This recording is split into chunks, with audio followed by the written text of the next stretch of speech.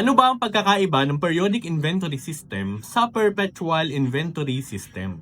So sa accounting, ito ay tumutukol sa inventory. So yung inventory sa layman's term, ito ay yung mga paninda mo or yung stock na binebenta mo sa mga customers mo. Okay? So pagka dinifferentiate natin kung ano ba yung pagkakaiba ng dalawa, dinidifferentiate natin dito kung kailan at paano sila binibilang at kung paano ito nare-record sa pagbilang natin na iyon.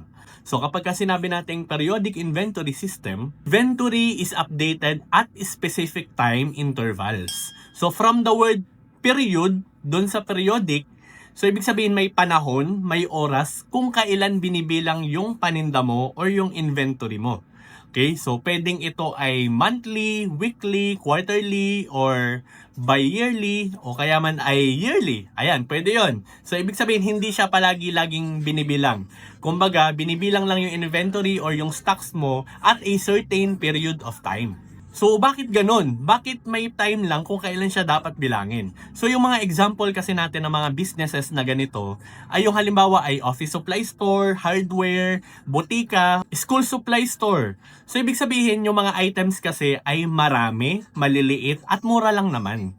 Okay? So, karaniwan dito mga small businesses din. Halimbawa, yung ballpen, yung pantasa, yung Crayola, so hindi yun araw-araw binibilang. Binibilang lang siya pwedeng monthly o kaya man ay yearly. So, maliliit lang kasi siya.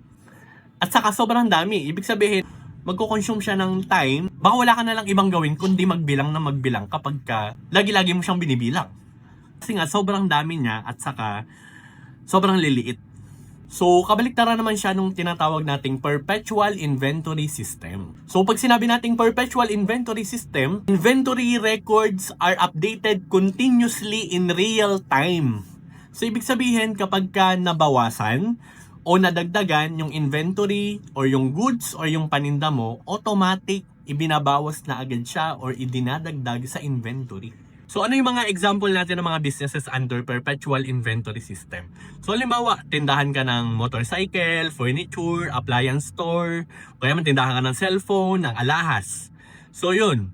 So, ibig sabihin, kapag may naibenta kang isang item, halimbawa, isang motor, so automatic kapag naibenta mo yun, ibabawas na agad yun sa inventory mo. Okay? So, bakit kailangan nating i-record yun agad-agad? Yung kabawasan at saka yung karagdagan sa inventory. Una, kasi yung mga item na ito ay mahal. So, ibig sabihin, kapag nawalan ka ng isang motor, so yung isang motor ay nasa 80 to 150,000, so ibig sabihin, ang laking lugi nito para sa kumpanya mo. So kung hindi mo yun ni-record at nawalan ka ng kahit isa, sobrang laki ng losses na pwedeng ma-incur ng business mo.